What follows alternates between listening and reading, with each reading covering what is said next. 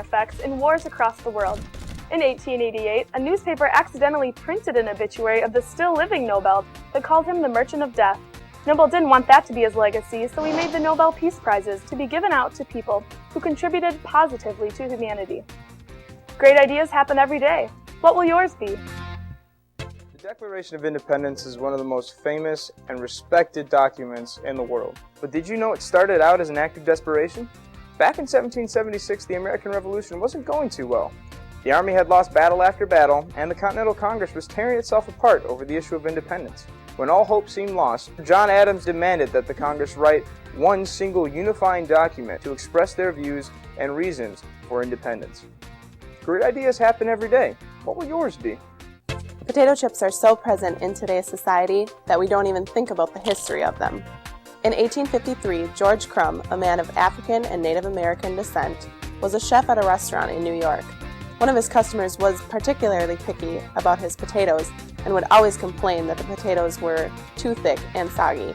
In frustration, Crumb came up with the idea to slice the potatoes super thin, and the potato chip was born.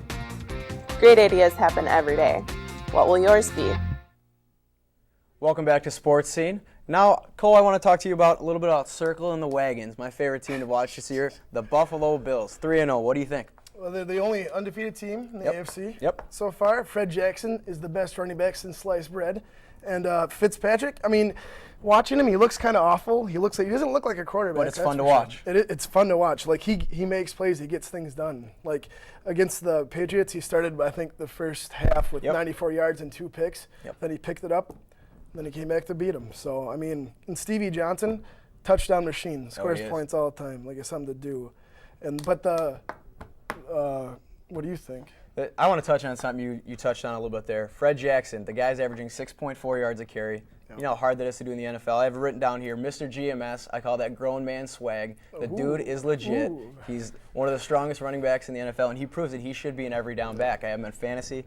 Love the guy. Yeah. But like you said, Ryan Fitzpatrick, his career quarterback rating is 75.6 this year. He's at 103.6. Yeah. So anytime you can raise that almost 30 points, that's fantastic, and give yourself a chance They to play win. the Bengals next week, so we're going to see what happens there. Exactly. But moving on, we're going to go to the NBA lockout.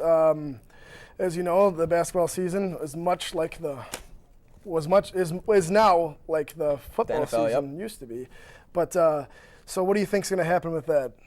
The most recent news coming out is that the owners are divided on the revenue sharing they want. So that's good for the players. If the owners are divided and one side is unified, that's always good for the fight you want. But honestly, I cared a lot about the NFL lockout. I don't really care about the NBA lockout too much.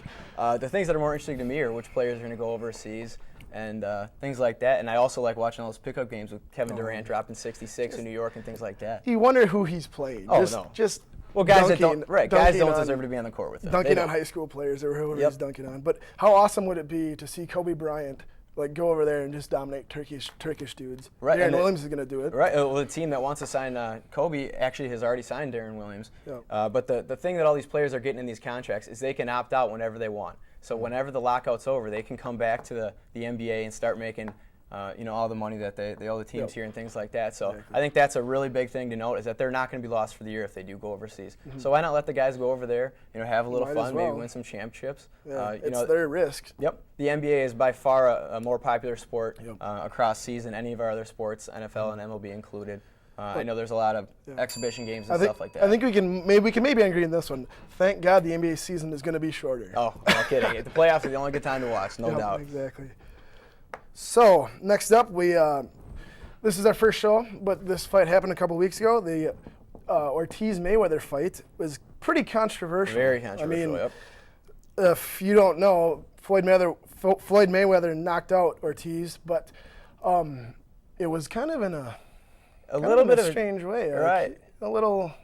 I don't know. What do you got about it? Well, I'll set the scene for everybody out there. So what Ortiz did is he's hugging Mayweather trying to get a break. He ended up headbutting him. It was intentional. Yep. So the refs brings it back to touch gloves. They touch up, and then Floyd hits him with a 1-2 combo, and Ortiz can't get back up. I think Ortiz got what's coming to him. You initiated the headbutt. You're doing everything you can to try to slow this guy down. It's not a cheap shot. In boxing, you're taught to protect yourself at all times. Ortiz didn't do this. He lost the fight. And that's exactly what Mayweather said. Like, his quote was, "You got to protect yourself at all times." And like, he's not remorseful about it. I guess he won 25 mil or whatever it was, wasn't it? If something like 40 mil. 40 mil. It was a lot of money. Yep. Yeah. So like, he was within the rules, and Mayweather's undefeated. And Ortiz was actually beating Mayweather in that round up until the headbutt. But Mayweather was dominating the fight before. Yeah, that. the first 3 rounds. He was. I guess he was taking if you want to count the first 3 rounds. Yeah. But where I'm going to look at, where's the accountability of the ref here? You got to pay attention if you're a ref in any sort of sport at all times, no matter if they are touching up gloves or not. And when they touch up gloves like that, it's not a stoppage by any means. They don't send them to their corners or anything like that. So the fight didn't stop. Technically, Mayweather was within the rules, and I guess you can say it's a cheap shot if you want, but when you're within the rules, what are you going to do? Yeah. So let's move on to a different sort of fighting, a little UFC. We got Quentin Rampage Jackson against John Bones Jones. Bones Jones ended up submitting Jackson in the 4th round. What do you think? The classic rear naked chokehold, just all day long. Sounds like my weekend. Bones Jones has John Bones Jones has a terrific reach. He's just so long and lanky. He's not that, like, when you see him, he's not that jacked of a guy, but compared to Rampage, actually. But I was kind of pulling for Rampage because I love to hear him howl and wear that chain. Like, it's something to do. But he,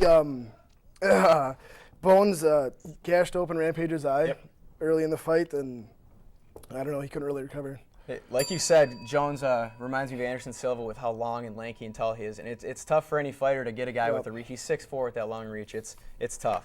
So let's move on to something that has nothing to do with fighting. Nope. The new NFL rules. The kickoffs are now coming from the 35 instead of the 30, so there are a lot of touchbacks. What do you make of that?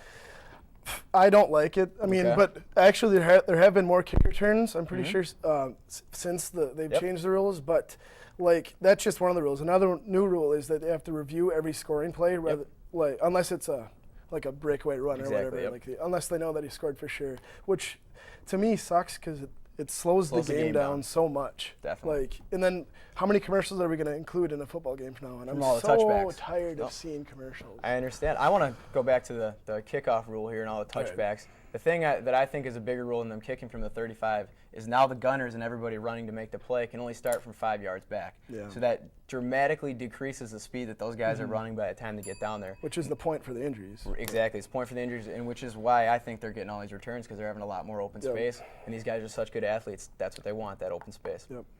So next up, you might have heard of him. His name's Tom Brady. He plays for the New England Patriots. He's kind of a pretty boy. Yeah, I don't really like him very much, but he's dominating everybody. So what do you got for me on Tom Brady? Go figure. Cole doesn't like him. I love the guy. He's the clear preseason or the midseason MVP front runner, no doubt. He's got 113.8 QB rating.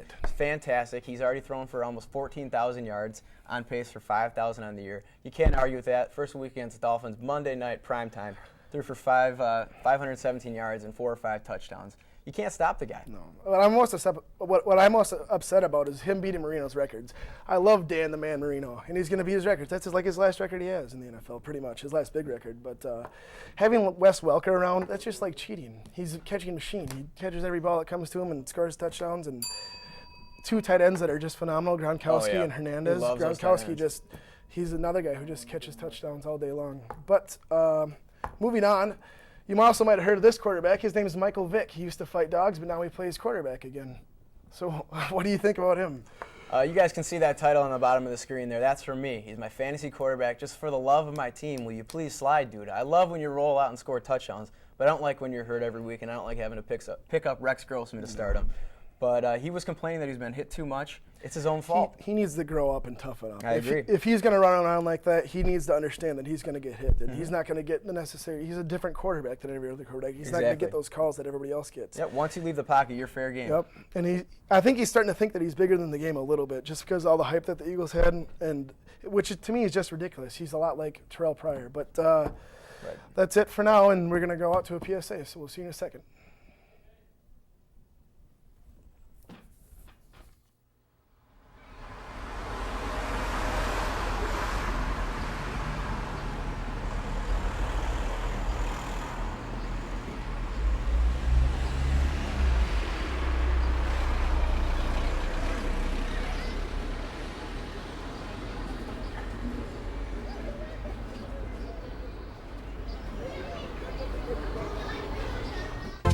When you think of the name Nobel, you probably think of the Nobel Peace Prize.